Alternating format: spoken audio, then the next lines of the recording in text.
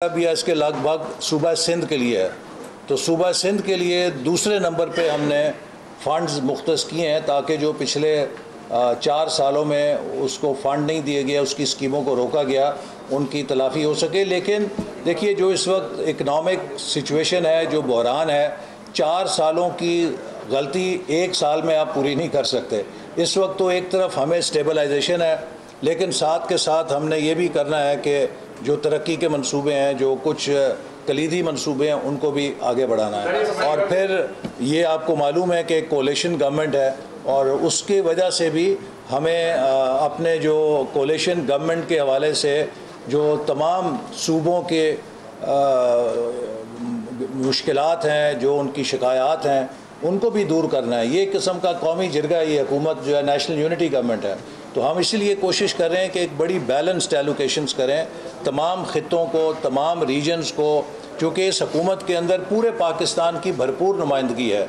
ये जैसे मैंने कहा नेशनल यूनिटी गवर्नमेंट है, तो हम इसीलिए हमारी कोशिश है कि एक ब्रॉड बेस्ड तरक्याती हमारी एलोकेशंस हों और ख़ास तौर पे जो पसमानदा इलाके हैं उनको हम ज़्यादा तवज्जो दें।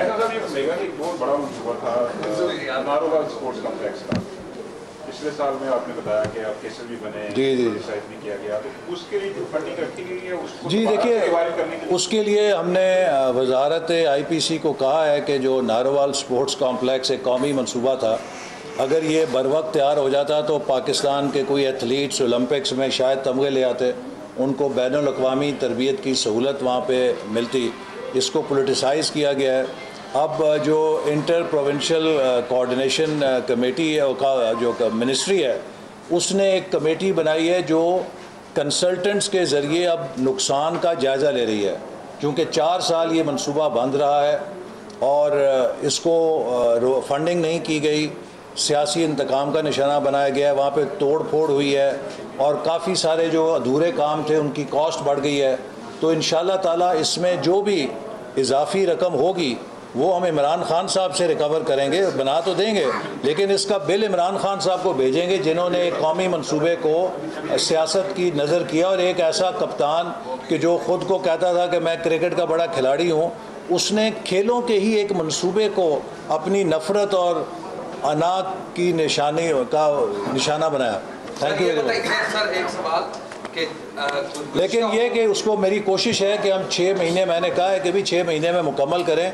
90% काम हो चुका है, उसको अब रोकना जो है पाकिस्तान के नौजवानों के साथ और खिलाड़ियों के साथ जाती है। सर पिछली हुकूमत ने भी 900 अरब रुपए PSDP के लिए रखे थे, लेकिन IMF के कहने पे जो है ना वो 500 अरब और 480 अरब रुपए हो गए और थ्रो फॉरवर्ड जो है वो मजीद बढ़ गया।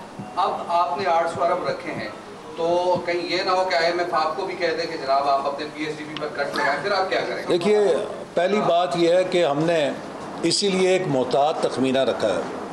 हम कर सकते थे कि अगर पिछले साल 900 का बजट पेश किया गया है तो हम इस दफ़ा 1000 या 1100 अरब की PSDP को पिच करते। और ये देखिए कितना बड़ा अलमिया है। 2017-18 में हम 1000 अरब की PSDP छोड़ कर गए थे।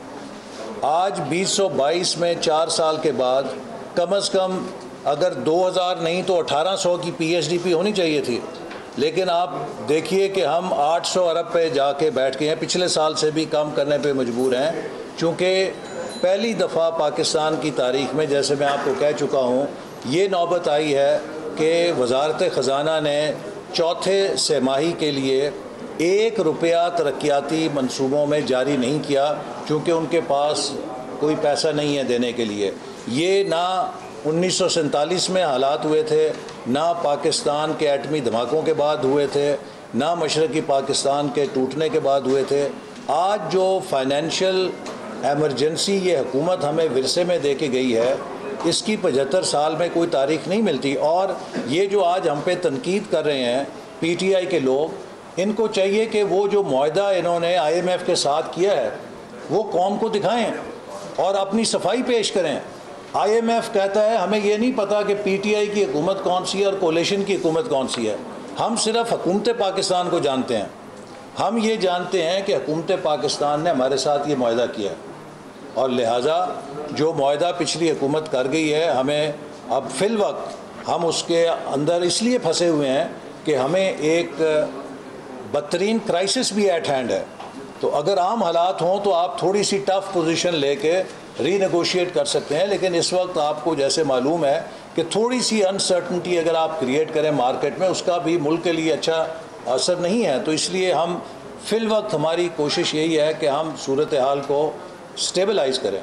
और जो बिजली का बहरान है इस वक्त, तकरीबन 3,500 मेगावाट से ज़्यादा जो कारखाने बंद पड़े हैं, उसकी वजह यही है कि जहाँ वजारत ख़जाना हमें तरक्याती बजट के लिए पैसे देने से कासिर है, वो इन कारखानों के लिए ईंधन खरीदने से भी कासिर है। सर, इसमें सीपेक के कितने बंद पड़े हुए? 2000 मेगावाट जो बंद हुआ तो आ गया वापस या सारा? हाँ तकरीबन हाँ। नहीं मेरे ख्याल है सीपैक के आगे इसमें जो ज़्यादातर बंद हैं RLNG के बंद हैं, ये जो उसके LNG के थे, मरियम कह रही थी कि साहिबाग वो एक रिपेयर के लिए शायद बंद था कोई।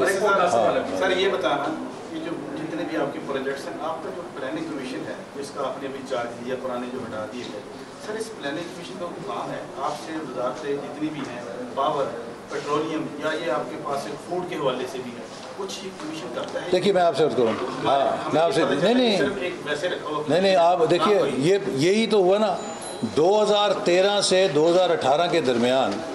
ये हमारे जो मेहताब साहब हैं, शहबाज साहब हैं, सारे लोग जानते हैं, 700 अरब रुपए की हमने रैशनलाइजेशन की थी। जो तरक्याती मंसूबे आते हैं, PC1 आते हैं, उनके अंदर इतनी ज़्यादा गैर ज़रूरी कॉस्टिंग थी कि हमने 5 सालों में 700 अरब रुपए की कॉस्ट सेविंग की थी। ये कोई उस वक्त के 7 अरब डॉलर थे। तो ये प्लानिंग कमीशन का अगर आप सिर्फ वही एक कंट्रीब्यूशन देखें कि हमने 7 अरब डॉलर 5 सालों में बचाए थे हुकूमत पाकिस्तान के, तो वो बहुत काफ़ी है।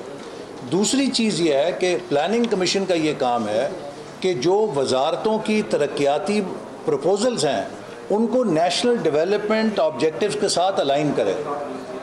अभी भी हमारे पास 2000 अरब से ज़्यादा वजारतों से फरमाइशें आई मंसूबों की, लेकिन हमारा ये एक फ़र्ज़ है कि हम उनमें प्रायोरिटाइज़ करें कि जो आपके नेशनल डेवलपमेंट ऑब्जेक्टिव्स हैं उनके साथ अलाइन करें।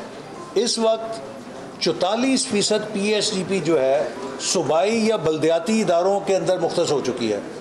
ये फेलियर है पिछले 4 सालों का कि हमने जब 2018 में PSDP को छोड़ा तो मेरा ख्याल है कि 95% PSDP जो है वो वफाकी शोबों से मुतल्लिक थी।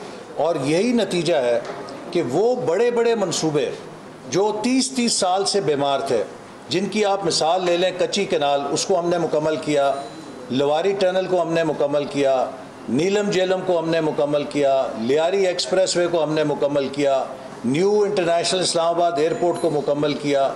ये वो मंसूबे थे कि जो 30-25 साल से सफ़ेद हाथी की तरह पोर्टफोलियो में पड़े हुए थे, और हमने एक एक करके ये सारे बड़े मंसूबे इनको वसाइल दिए, मुकम्मल किया और पोर्टफोलियो से निकाला ताकि हम नए मंसूबे शुरू कर सकें। इन 4 सालों में न सिर्फ नए सफ़ेद हाथी पैदा हो गए हैं, बल्कि 44% सूबों को फंडिंग देने का नुकसान ये हुआ है कि जो क्रिटिकल फेडरल इन्वेस्टमेंट्स थी वो नहीं की गई, जिसकी सबसे बड़ी मिसाल ये है कि 4 साल से पोर्ट एंड शिपिंग ड्रेजिंग के लिए गवादर पोर्ट में पैसे मांग रही थी, वो नहीं दिए गए, और गवादर पोर्ट की गहराई 11 मीटर रह गई। अब बड़ा शिप वहाँ पे नहीं आ सकता। यानी कि वो पोर्ट जिसको हम पूरी दुनिया में कहते थे जी डीप सी पोर्ट सीपैक का गेटवे है, अब हाँ पर बहरहाल इंटेंशनली हुआ है या गफलत से हुआ है, ये मुजरिमाना गफलत है। ये पाकिस्तान के और सीपैक के ख़िलाफ़ क्राइम था जो किया गया है। और इसकी बुनियादी वजह यह है कि यहाँ से कोई गाइडेंस नहीं थी, कोई लीडरशिप नहीं थी कि जो हमने डेवलपमेंट बजट है उसको कहाँ खर्चना है। सियासी रिश्वत के तौर पे आने 2 आने 4 आने करके तकसीम किया जाता रहा, छोटी छोटी स्कीमों में, गलियों नालियों की स्कीमों में। वो फेडरल बजट के जिसे हायर एजुकेशन में जाना था, जिसको NHA में जाना था, जिसको पोर्ट एंड शिपिंग में जाना था, जो आपका नेशनल इंफ्रास्ट्रक्चर है उसमें लगना था, सीपैक में लगना था, उसके लिए पैसे थे नहीं।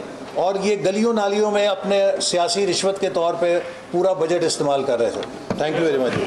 ये सर आज आपकी वज़ारत में आपको मोबाइल निकाल क्या हुआ? आपको